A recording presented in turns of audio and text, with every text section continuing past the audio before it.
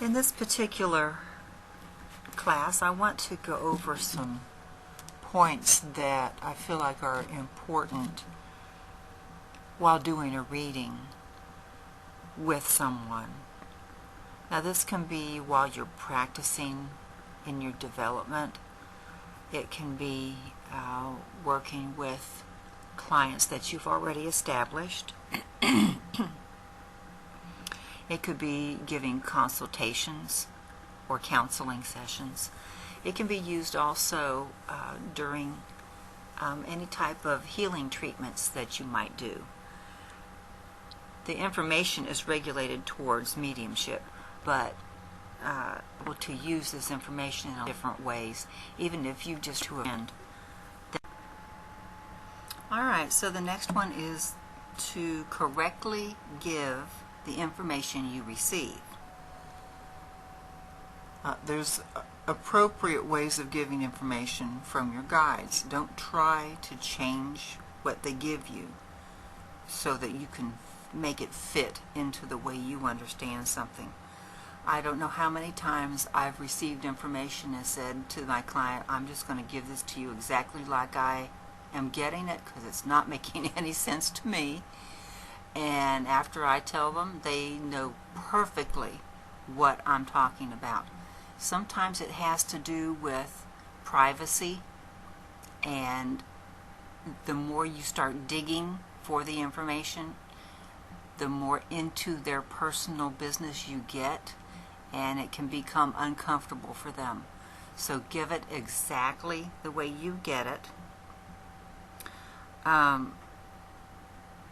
If the information has fear or warnings of any kind in it, make sure that you continue to keep that channel open and ask how this can be followed up in a way that there would be an appropriate resolution, or a manner in which the client could make shifts or changes in their trajectory to change what is going on or bring about a new ending.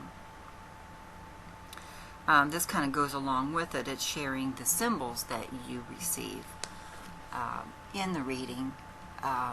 We've worked with symbols before, and they are your own personal symbols, so the meaning that comes with your understanding of that particular symbol is what Spirit is wanting to convey to the client.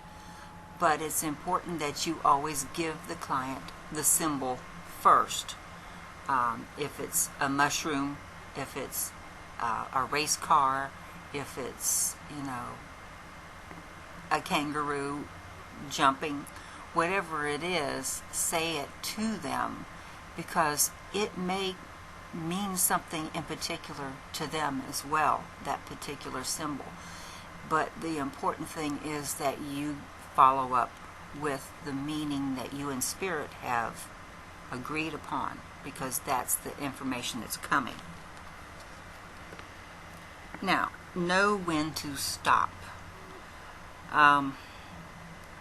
Sometimes clients will get really excited about having readings, and they need the attention, and they want to delve into all kinds of different areas in their lives, and they want you to rehash the same thing over and over and over.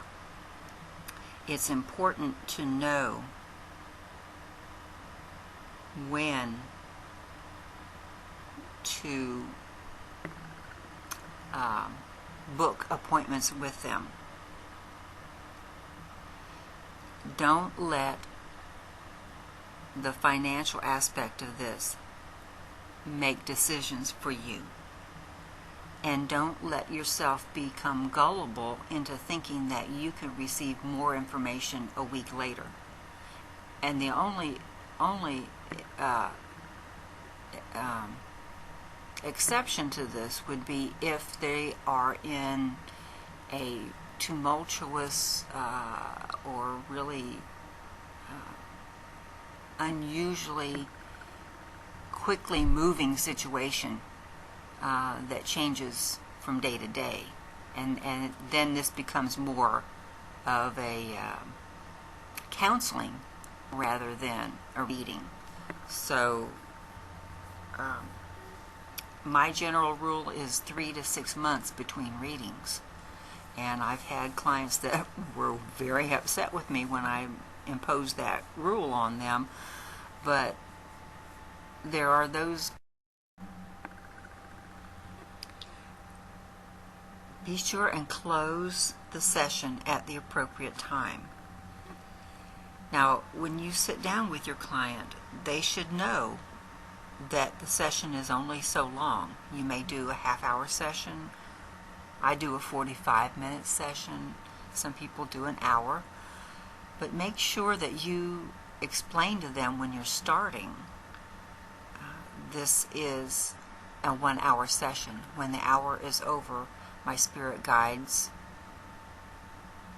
will let me know, or I will have some kind of a clock or alarm, and I'll know when the time is over, and that will be it. And now usually I set my alarm for 5 minutes before the session is over. Then I know that it's time to start recapping things, asking the client if they have another question or a final question. And if I'm using my earth cards, I will do a spread, a simple spread at the end of the session. And when I hand back the item that I'm holding, because I use psychometry as well, when I hand back the item to the person, I say, thank you, the session is over, I'm breaking the energy flow, my guides are closing off, and I do not entertain any more questions after that. If the client continues to ask questions, say, this is all that we have for today. We'll schedule another session another time, or suggest that they go to a different reader. If they insist on having more questions, then they need to go to another reader, and maybe suggest somebody that does a different technique than you do. But they will continue to ask questions, maybe not realizing that it's not appropriate to do that. But the client can keep asking questions over and over again. And if you allow that to happen, it will drain you. It doesn't do them any good, because they're not getting your full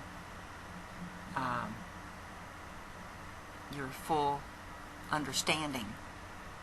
And it's draining you to try and pull up answers for them. So they need to honor your time, and you need to honor your time. So make sure they know ahead of time that this is the end of the session. I'm quitting now. So the last tip I have for you is to always continue with your studies and practice. Don't let things get stale. Too many people tend to get excited about what they're doing and then get in a rut, get bored, and let it just kind of fade off into the future. Pay attention to different classes and workshops that are offered to you in your local area that you can participate in, or watch online for all the different mediums that have online workshops and newsletters, and there's so many different avenues that you can explore to keep up on what's going on in your field. The books come out every day from all the different mediums and psychics and healers and metaphysical people that have tons of wonderful information and exercises and things for you to do. So just stay on top of that, and you'll always feel confident when you're working with your clients, and they will appreciate that you are on top of your game.